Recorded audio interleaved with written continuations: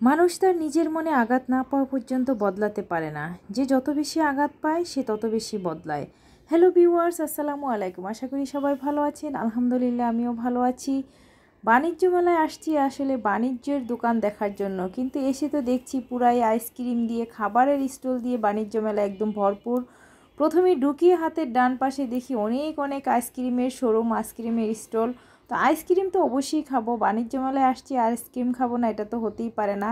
খাবার শেষ করে চলে আসছি প্রথমে খাওয়ার জন্য। তো আমার আম্মা আসলে আইসক্রিম অনেক বেশি পছন্দ করে, কিন্তু তার আসলে ঠান্ডার সমস্যা, একটু বয়স হলে মানুষের যা হয় আর কি, ঠান্ডার বয়সে আইসক্রিম খেতে চাইছিল না।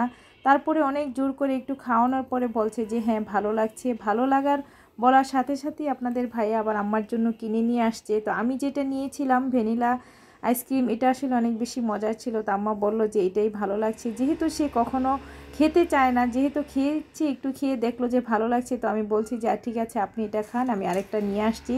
তো সে তার হাতে তার নাতনির আইসক্রিম নিয়ে রাখছে, কারণ রুমকি চকলেট আইসক্রিম খাবে। সে খাচ্ছি স্ট্রবেরি ফ্লেভারের, আমি খাচ্ছি ভ্যানিলা ফ্লেভারের, মানে এক একজনে এক এক পছন্দ, এক একটা নিয়ে আসছি আইসক্রিম খাচ্ছি। তো আপনাদের ভাইও খেতে চাইছে, তারও আসলে ঠান্ডার সমস্যা। সে বলছে যে না আমি আইসক্রিম খাবো না, আমি কোল্ড ড্রিঙ্কস খাই, যেহেতু আমি বিরিয়ানি খেয়েছি, আমার একটু মনে হয় কোনো কোল্ড ড্রিঙ্ক জাতীয় কিছু খেলে আমার ভালো লাগবে। যাই হোক, এখানে আসছে যার যার পছন্দ মতো সে খাচ্ছে।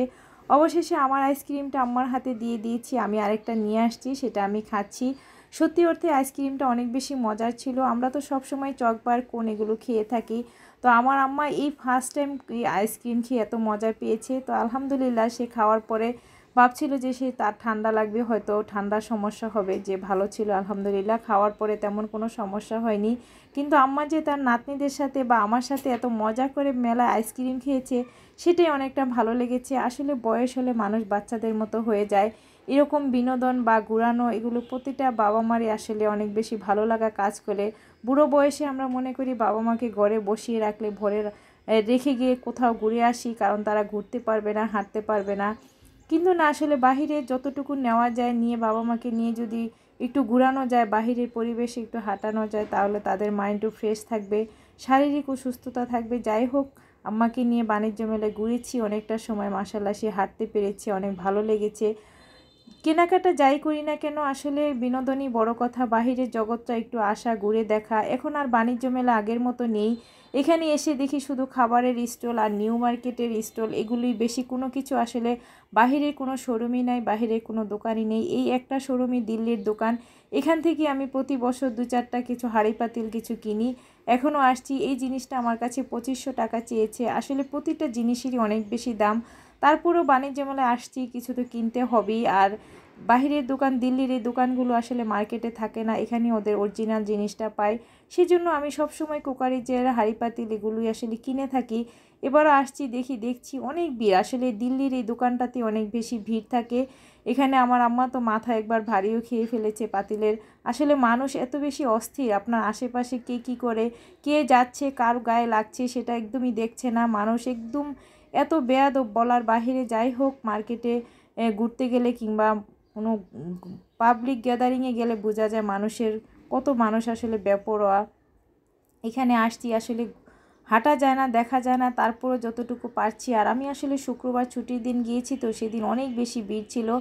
এই ফ্লাওয়ারগুলো অনেক বেশি ভালো লাগছিল, কিন্তু প্রাইস অনেক বেশি। একটা স্টিকি 1000, 1200, 500 এরকম ছিল।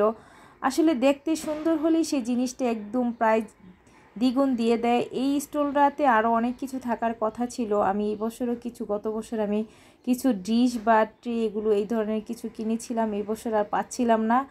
আর ওই যে ময়না এফেক্সের দোকানে গিয়ে সে শো কিনতে পারিনি। অবশেষে বাণিজ্য মেলায় এসে এক জায়গায় শো ট্রায়াল দিচ্ছিল, এটাও তার কমফোর্টেবল না। যাই হোক, এখনও সে শো কিনতে পারেনি। অবশেষে যাই হোক, যেতটুকুই ঘোরাফেরা করেছি, এখন বাসায় যাওয়ার পালা। বাসায় যাওয়ার সময় তো আরেক কাহিনী, এমন পরিস্থিতির পর্ব আসলে চিন্তাও করতে পারিনি। যাওয়ার আগে বাচ্চাদের জন্য চিপস কিনতে হবে, চিপস কিনবোটা এরকমটা তো হতেই পারে না। তারা অনেক কিছু খেয়েছে, আচারও খেয়েছে, আচারও নিয়েছে, সেটা হয়তো ভিডিও করা হয়নি। কিন্তু যাওয়ার পথে তারা চিপস নিচ্ছে, তারা গাড়িতে বসে বসে চিপস খাবে। বাণিজ্য মেলার এই চিপসগুলো আসলে অনেক বেশি মজা, প্রাইসটা অনেক বেশি রাখে। কোন প্রাইসটা বেশি না রাখে, সব কিছুতেই আসলে অনেক প্রাইস। আমি কিছু ডিসকাউন্টে কিছু জিনিস কিনেছিলাম, সেটা পরে আপনাদের সাথে শেয়ার করব। এই তো যাওয়ার